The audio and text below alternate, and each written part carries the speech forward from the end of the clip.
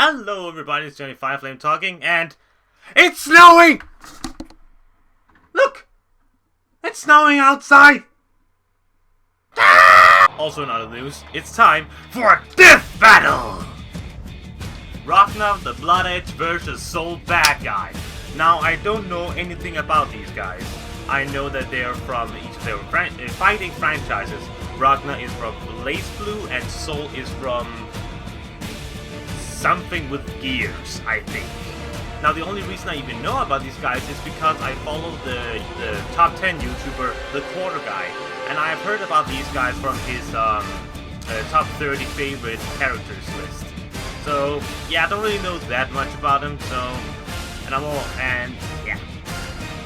Let us just cut to the chase. And for those of you who actually cares about it, I will finish the 5 Nights of Johnny's reaction video series thing, hopefully before next week. I hope so. Okay. So anyway, if you're all ready, guys, let us dive into the death battle of Ragna versus Soul. In 3, 2, 1, go!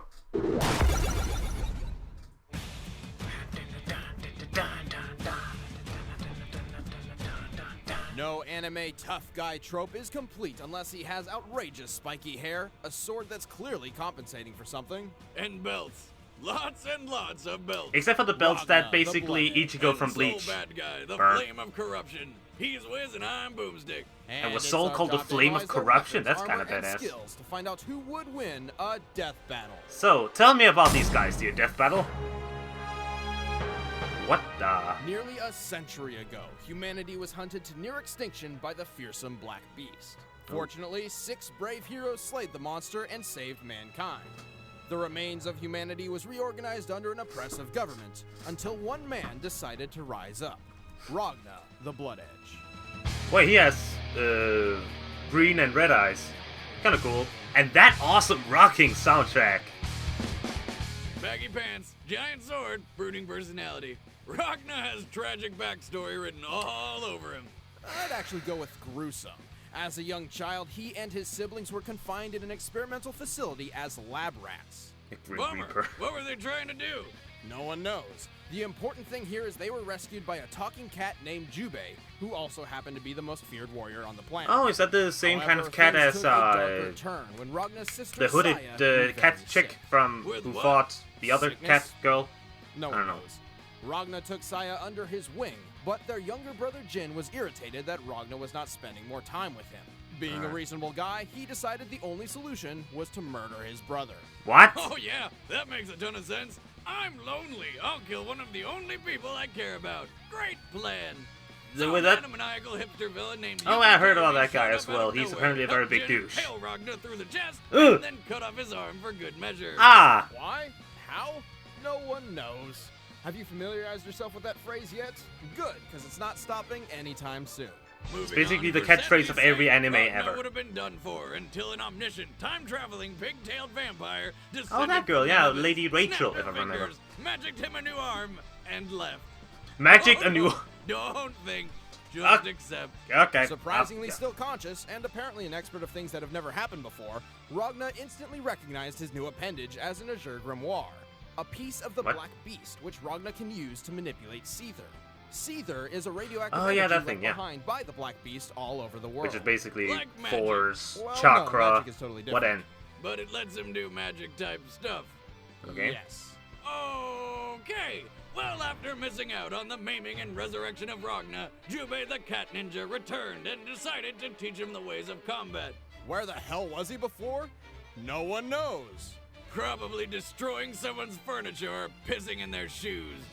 Through his training, Ragna's control over Seether became practically unmatched. I'm sorry, I he love could snow. Various parts of the Black Beast in combat, transform his own arm into razor-sharp claws, or drain the soul of his foe through his strikes. But if he needs more power, more defense, and more soul-sucking, he can crank these up to 11 with his Blood Cane form.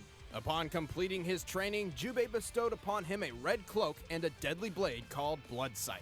This baby can extend for stabbing strikes, and like the Azure Grimoire, slowly drains the souls of its victims upon contact. And before you point out that it's clearly a sword, not a scythe, it can do this. Insta win! Instant win. I want one. I want a model. I want a picture. I want a plushie that can exist. And I want him in a picture with Ruby from the RBW and B, I think. The anime by Rooster Teeth, you know what I mean. And oh my god, that's a picture. No one knows. And despite being the largest bounty of all time, he still freely walks the world on foot and in public with no attempt to disguise himself whatsoever. Probably anime because logic. Nobody wants to piss him off. No, cartoon We're talking logic. about a guy who treats getting knocked through solid concrete as an inconvenience, has survived multiple impalings through the chest, took out hundreds of armed officers without breaking a sweat, and obliterated an entire street with a single one-hand sword strike. Ragna is referred to by some as the most powerful man in the world, but he's also known as a risk-taker with a short temper. And despite being trained by the most dangerous kitty cat in the world, Ragna is obviously nowhere near Jubei's level of skill, who terrifies even the deadliest villains of the series. But after all was said and done, Jubei left Ragna with a dire warning. Never think of the Azure Grimoire as your own. Which is kind of bullshit. I mean, it's attached to him, so I'm pretty sure he's got dibs. Well, he does, but if he loses control over it, it can transform him into the Black Beast itself. In fact, Ragna was the original Black Beast, sent back in time after falling into a magic cauldron. The two were somehow separated and did battle in the past. These events would repeat themselves in a 100-year time loop until this chick saved Ragna from falling into that cauldron, stopping the Black Beast from appearing in the past in the first place.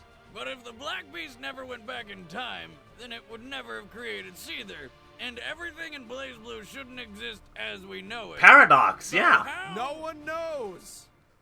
You want to just make this guy fight someone now? I'm the main character, and yet again, I get left in the dark. It's really starting to piss me off. Talk about us viewers. We never get told anything crucial or In the year concrete. 2010, the discovery of magic forever changed the course of human history. Traditional technology was eliminated for newer, environmentally friendly methods. Okay. And after improving the planet, a certain world superpower sought to improve mankind itself. Oh, hey, another super soldier project. Let me guess, they injected this guy with some serum and it didn't really work out the way they wanted, but now he's a badass. Yeah. Replace serum with magic, and close enough. This man would emerge as the feared bounty hunter, Soul Badguy. So he's clearly the bad guy. Actually, he's the main hero of the story. Well, then why would Before Soul's transformation, he was known To be as ironic? Frederick, a scientist tasked with leading the Oh, Super Guilty Soldier Gear, Project that's what the alongside series his is called. love It interest, says right there. Arya. But whether he intended to or not, Frederick would become the prototype of this new super race, the Gears. But is he guilty? Oh, hell yeah. He was responsible for Arya's death, and then her next death when she was resurrected into this thing. Oh, wasn't expecting her to look like that, but not as much as I wasn't expecting the blue robo penis. Who does that? She was likely created as a giant FU to poor Soul by that man. Which man? That man. What the? I only see Soul Bad Guy. No, it's that man. It's just you and me here, Wiz. Listen, the villain is that man. Soul Bad Guy's the hero and the villain? No, he's another character. Just pretend Soul Bad Guy's not there. Wait. You mean he's invisible? When this person was born into the world, his parents looked at this child and decided they would name him that man. Who were they looking at, Wiz? His name is T-H-A-T space M-A-N. Well, F-U-C-K space Y-O-U. I'm out. So, look. It's basically a new game of who's on first. His name is that man. Yes. I apologize for earlier. Let's move on. Soul had to maintain Oh, a human God, I appearance love to it. disguise his true gear form. So he developed a special limiter headpiece to keep his own power at bay. Rock If you. that thing comes off, say goodbye to whoever recently pissed him off. As a gear, Soul's aging was slowed to a near halt, allowing him more than enough time to develop his own fighting style. Well, whatever fighting style lets you punch fire, that's the one I want to learn. Me Soul's too. volcanic Punch fire. and Fafnir punches are flame-enhanced strikes, while his riot stomp flies in with a fearsome kick. And because this is anime, Soul can trigger his second form, the Dragon Install. The Dragon Install allows Soul to safely tap into a fraction of his full gear power, boosting his strength, speed, and healing ability. The drawback, he can only sustain this power for so long, and afterward, he's left vulnerable. As Soul wandered the Earth, that man began a plan for world domination using an army of gears. In response, Soul put together a gear-obliterating superweapon called Outrage. Which looks like the world's most complicated can opener. Or next-gen Bop It. Turns out, it was so powerful, nobody could wield it, not even Soul. So he had to split it apart into 8 pieces just to make it usable.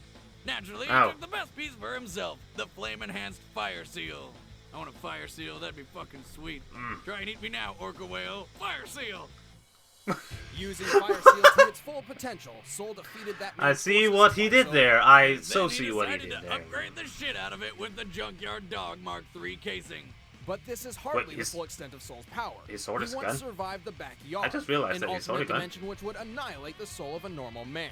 And by removing his headband, he can access his full unrestrained potential. Like when he shot a laser out of his sword to incinerate an inhuman gear the size of Mount Everest. And once he went back in time and witnessed his past self get murdered, which should have erased him from the present a la Marty McFly. But he didn't like that idea very much, so he just didn't. After Blaze Blue, nothing is too bizarre for What? me anymore. Soul is powerful, but fears his full potential. He's also pretty lazy. His favorite strategy is always whichever is the least strenuous. This lack of extra effort can sometimes leave him underestimating his opponent. But the second he starts trying, few can stand in his way. All right, the combatants are set. Okay. Let's end this debate Pausing. once and for all. It's time for a death battle! And now, okay, so like I said, I don't know either of these characters. I don't know either of these franchises. So frankly, I have no idea. And I basically rammed on so much about things that I missed a couple of vital things. So I am very sorry about that. And I have no idea. But if I have to guess, I would say Ragna because of his cool title and because of that badass sword scythe that I totally want. Anyway, guys, if you are ready to continue my lackluster of a commentary, let us continue. 3, 2, 1, go. Right. Yeah, their backstory is made. It's just I was really confused because it was riddled with anime cliche stuff. So yeah, I didn't think that much of them. I don't know. And he's the only one who actually notices. Who Oh, are you? Out of my Japanese. way, you're dead. You gotta be kidding me. Let's get this over with. Alright, Ragna. You have the coolest sword. Win it. So I have no idea what's going to happen since I've never played this game, I don't know the characters, and I missed most of the explanations because of my rambling. So, yeah. Oh, fuck. Jesus! 666 released. Dimensional corruption imaginary number formed. Blaze Blue, Oh! That was a punch! Punch, punch, punch. You know, sword, sword, cut, cut, cut. To the face.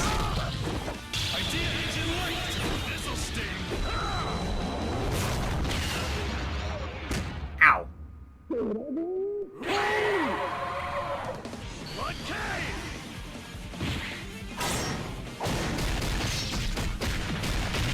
Ow.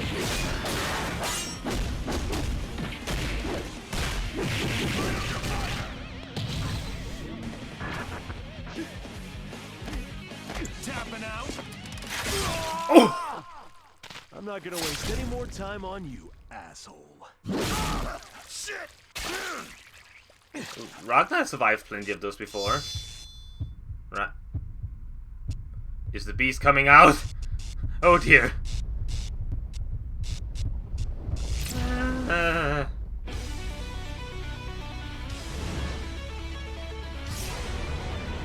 The beast is back. Holy crap. But Soul did a thing with a gear that was sized Mount Everest, so I don't think it will... What the... I don't even know what's going on anymore. And I guess with one swing, the giant-ass 6-headed monster is dead, and the Soul won. Bullseye! Ragna put up a tough fight, but Soul had him outclassed. Likely due to the fact that while Ragna had on 4 belts, Soul had 18. Soul's centuries worth of fighting experience trumped Ragna's training, and he has consistently shaken off wounds more easily. Even Soul is tough enough to withstand Ragna's Azure Grimoire, just like when it survived the backyard.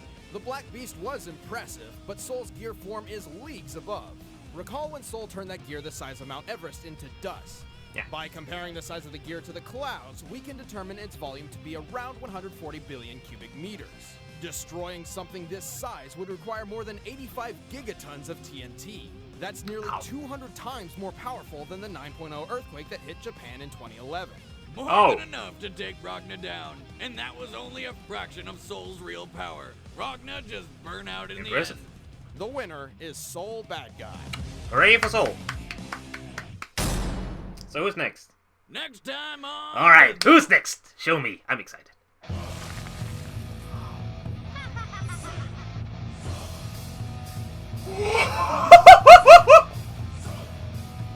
They did it! They actually did it!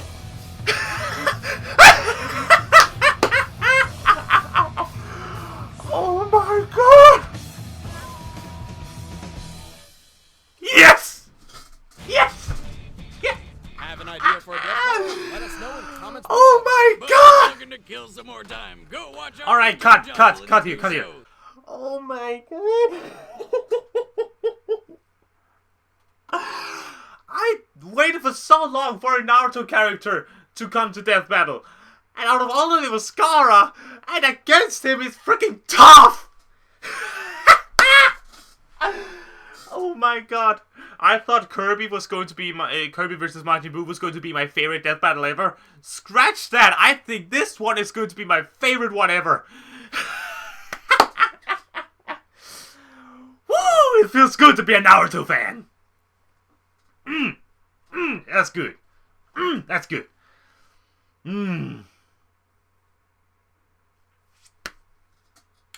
Oh god, I'm excited for this. I will nerd out about Gaara and Toph whenever that battle will come out. So I'll tease you here.